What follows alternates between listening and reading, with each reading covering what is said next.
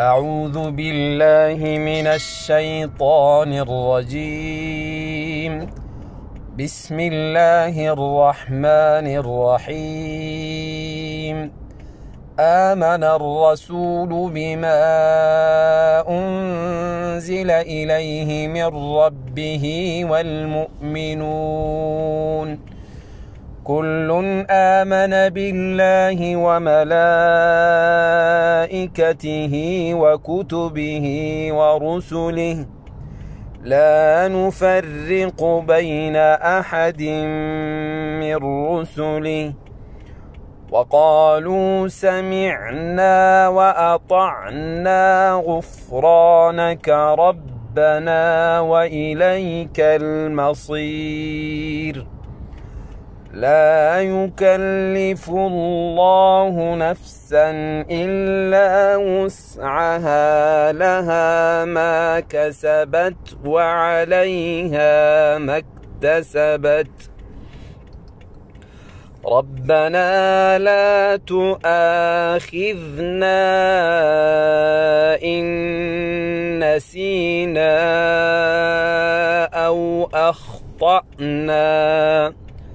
ربنا ولا تحمل علينا إصرا كما حملته على الذين ربنا ولا تحمل علينا إصرا كما حملته على الذين من قبلنا.